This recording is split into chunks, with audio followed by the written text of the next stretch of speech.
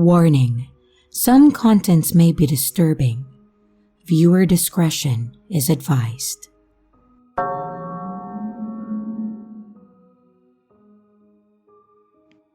When I was in my early 20s, I went on holiday to Gran Canaria with my boyfriend at that time and now fiance.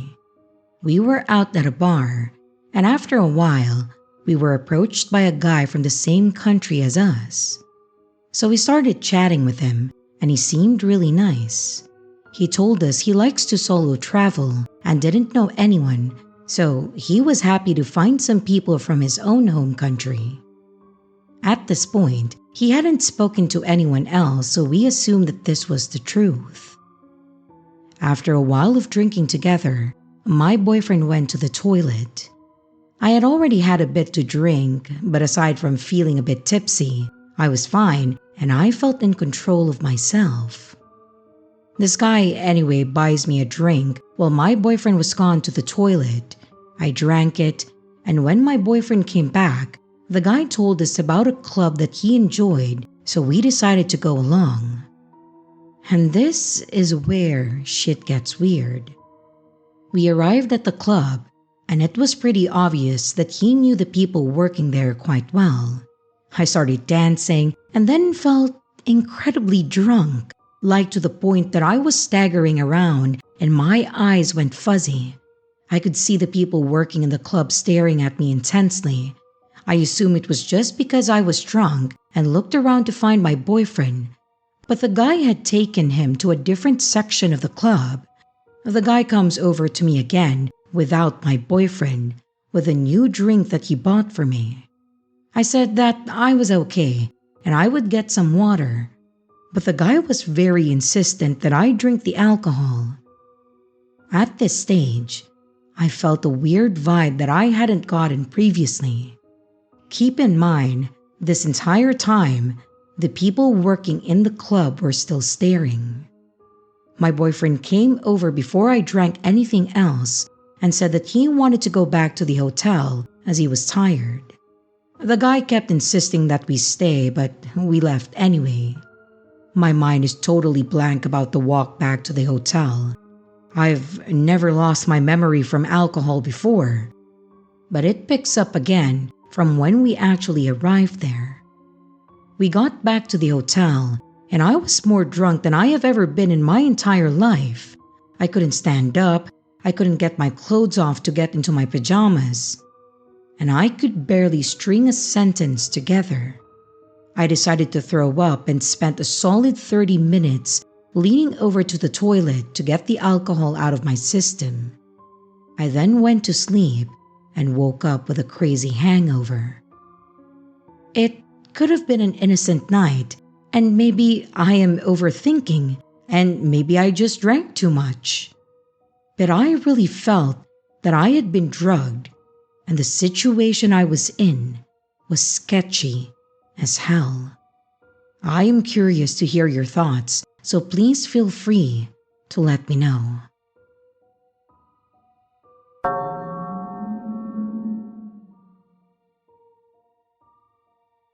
I was around 9 years old when this happened. My parents had been separated for about 2 years. And before I get to the main part of the story, here's a bit of context. My mom, dad, and I were always very poor. At that time, my parents were trying to build a house in one of the most dangerous neighborhoods in our city, a place overrun by drug trafficking. But it was all they could afford. Otherwise, we would be on the streets. The house was never finished. It had half-built rooms, piles of construction materials everywhere, bare red brick walls with mold and water damage. It was crumbling, much like my parents' relationship and my childhood. My father was violent, unfaithful, and never helped with anything. And then one night, out of nowhere, I woke up to my mom shaking me awake, throwing a jacket over my shoulders, and telling me that we had to leave. We moved to another city and stayed with relatives for 2 years before coming back. And that's when this story begins. My mom and I moved into a small place, a place that my father didn't know. We later found out that he had been asking around the city, trying to find out where we were. And eventually, he did. I was still very young, and despite everything, I begged my mom to let me see him. A court ended up granting him visitation rights every other weekend, and for about a year, that's what we did. And by then, he had a new partner and still lived in that old decrepit house. I spent the weekends there. As awful as the place was, my younger brother also lived there, and we were close. My stepmom had a child with dad while he was still with my mom, so my brother is about 3 years younger than me. We would play in the empty lots, using broken construction materials, some rusted furniture, and bottle caps as our imaginary theme park. Company and imagination can save a child's life, you know. My father used to tell me that he was going to get my mom back. He told me not to let any man get close to her. And at that time, I secretly hoped for a happy family too, even though I liked my stepmother. Truth is, he didn't even really take care of me during those visits. I mostly stayed with my brother and his partner because he was completely incapable of caring for a child. One weekend, something strange happened. It was nearly time for him to return me to my mom, but instead of following our usual routine, he suddenly ordered his girlfriend and my brother to leave the house. She started to protest, but he shouted at her until she left without another word. And then he took me down the hill. The house was on a steep hill.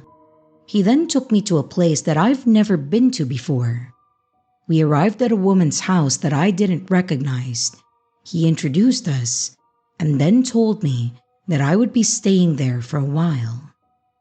But first, the woman handed me a big glass of chocolate milk, my favorite. She was very nice and smiled warmly as she brought it from the kitchen, and I drank it.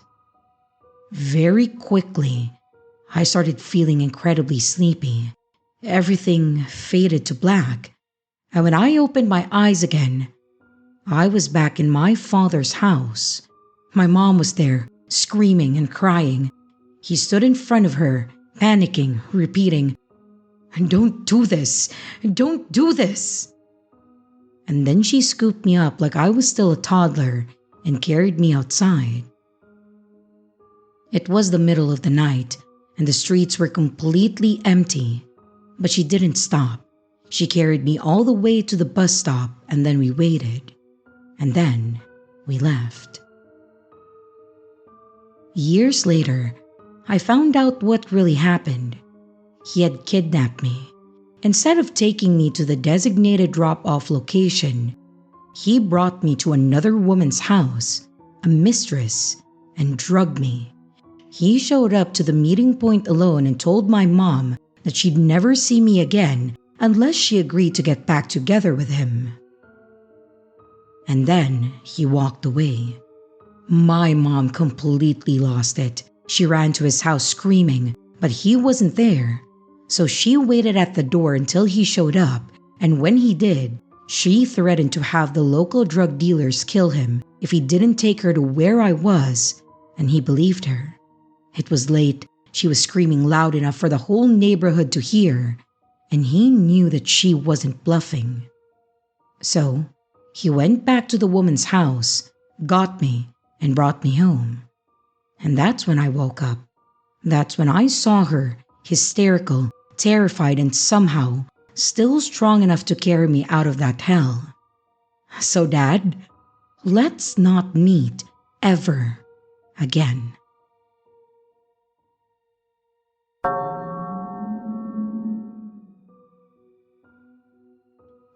This happened around 2018.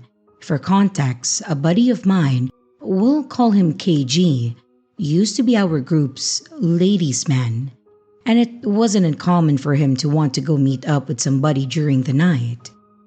This night in particular was no different. Some girl messaged him on a dating app, inviting him to come hang out. He said he was with a friend, but would be free in a few hours. She then said, "No problem, just bring him with you. We can all smoke and just hang out." I was fine with it, and she gave KG the address. The place was an apartment about an hour away, so we got in the truck and then headed over. The drive was 30 minutes down the highway, followed by a 45-minute of nothing but gravel roads and fields. I distinctly remember that we joked about how it felt like we were in an alternate dimension. There was zero light, no houses, and I don't remember seeing a speed limit or stop sign for the most of the drive. Once we arrived, it was extremely ominous. A single yellow light hung over a single apartment building that probably only had about 3 units. The place looked old and borderline abandoned. The girl, who I'll call M, was standing out there waiting for us. I couldn't make out any features as all I saw from the car was a silhouette. We got out and then she let us inside. KG seemed uncomfortable when he saw her, but he was playing it off. I noticed she was considerably older than us and was not the type KG would normally go for. To be entirely honest, she looked cracked out. Her face was covered in the marks you see when stimulant users obsessively pick their faces. But regardless, we get in her apartment and shit was off immediately. The place was bare. A single couch lined with plastic and a TV sat in the living room, and the kitchen cabinets were all empty and many were just open. For some reason, I also remember Bob's Burgers playing at an ungodly volume on the TV. She had a couple blunts already rolled up, and I got to breaking down our share to roll. She offered us white box wine and said it was all that she had. She poured 3 glasses, and I knocked back about half of it before almost gagging at a chemical taste. I didn't say anything. I don't like wine as is, and only accepted it because I was thirsty, and she said that her tap water wasn't safe to drink. I figured it was just really cheap and didn't want to be rude. KG drank his, and we got us smoking and talking. Once she got up to go to the bathroom, KG whispered to me that he got catfished and showed me the profile with an obviously different girl's photos. I asked if we should go, and he said that she was just probably insecure and that he still wants to hang out and see where things go. She got back and then insisted on another blunt, specifically the one that she rolled. We kept talking, and then I noticed she seemed to be getting antsy and shorter in her responses. She kept being very flirtatious with the both of us, as well as saying that we would be a lot more comfy if we went in her room. I also noticed that I was beginning to feel strange, not the fun strangeness of THC, but the ominous feeling that I was losing control of my muscles and having a hard time thinking or talking. KG was basically melted in the couch, but still carrying on talking to her. I looked in my glass, and I noticed powdery gunk collecting at the top, and I felt sick and stumbled to the bathroom. The bathroom was disgusting. I sat down on the side of the tub and tried to figure out what the fuck was happening. I was convinced we had been drugged, but I kept telling myself that I was just greening out and being paranoid, despite that not being normal for me. I eventually lost track of time and place in there. Luckily, I was smart enough to lock the door. At some point, I walked out to see the living room empty, and I heard groaning in the other room. I knocked on the door, and I got no answer, I blacked out on the couch again and only came to after hearing shuffling and seeing KG bust out of the room half naked and M following him. I stood up and she looked stone-faced. KG didn't say anything and stumbled fast out the door. I didn't need to be convinced and I followed quickly. The entire walk back to the car she followed us, not running or yelling, just walked with us, seemingly waiting for us to fall. Somehow, in his drugged up state, KG got the car going and then we peeled off. I don't remember much after that, but we both woke up the next afternoon, parked at a church in the middle of nowhere. Both of us had pounding headaches. KG said that after I went to the bathroom, she then pulled him up and helped him into the bedroom. She was whispering how we were hers forever and that we never had to worry about anything ever again. He knew this was bad, but in his haze, he couldn't stand or yell for me. We drove home silently, and I didn't see KG for a while after that, and when I did, we never spoke of it again. Moral of the story? Just because you aren't alone doesn't mean you're safe. Just because you're a man doesn't mean you're safe. If you feel something is off, don't wait to get out of there. And for the love of God, don't drink anything you didn't see poured. I'm sorry if this story is a bit of a downer or if it's inappropriate for this sub. The memory has never left my mind. It was awful and terrifying, but also surreal and almost feels like a dream. KG said that luckily I knocked at the perfect time and she didn't get what she wanted out of him, and the knock brought him back to momentary awareness. Things could have been a lot worse, but I will never forget what happened in the apartment in the fields.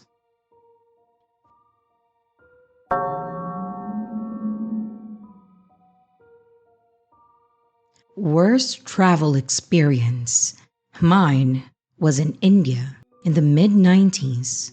I was staying in an average mid-budget hotel in Goa, India. I went out for the night, bumped into a couple of lads from Birmingham earlier in the night, and went back to my hotel about midnight. Next to my hotel was a small lean-to type food shack, for want of a better description. I called in for a last drink before bed, and I was surprised to see the two Birmingham chaps from earlier. "What brought you here?" I asked. "Don't know. The taxi driver recommended it to us," they said. Anyway, there was only the three of us in there, and suddenly, I was aware of another person on a table sat by himself who I hadn't seen come in. I introduced myself and I asked him what his name was. "They call me the doctor," he replied. "Ah, fuck. We've got some dodgy fantasist," I thought. "Oh, go on then. Indulge me. Why do they call you the doctor?"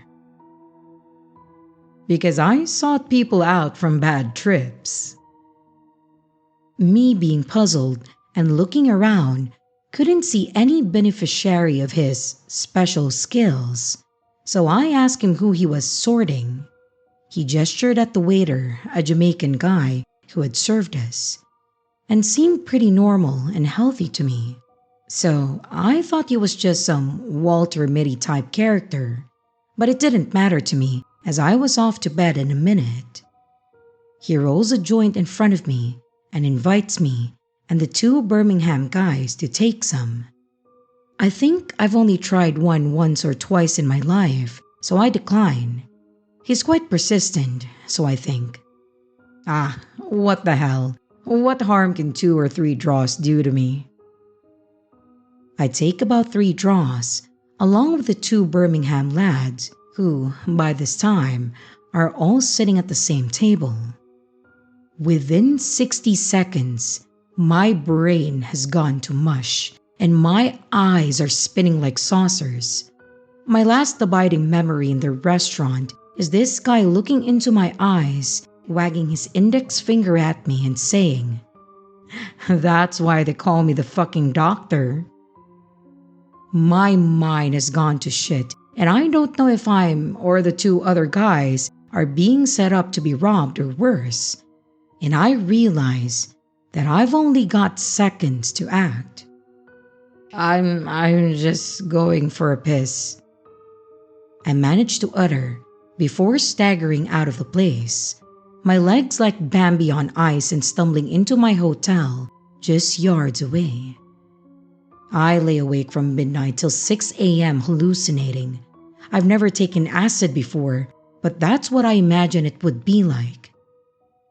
I never met the two Birmingham guys again, so I don't know what transpired after I left. So, Walter Mitty, let's not meet again. And strangely, I don't believe you're a real doctor.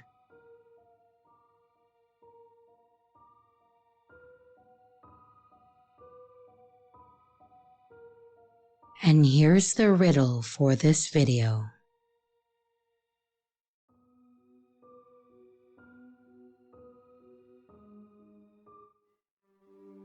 Hey everyone, this is your creepy sister. Thank you so much for watching the video. I do hope you enjoyed it. Also, don't forget to leave a like and a comment. It really helps the channel out. A big shout out to both my channel members and Patreon members.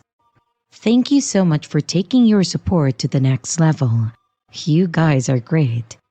And again, to everyone, stay scared because your fear feeds me.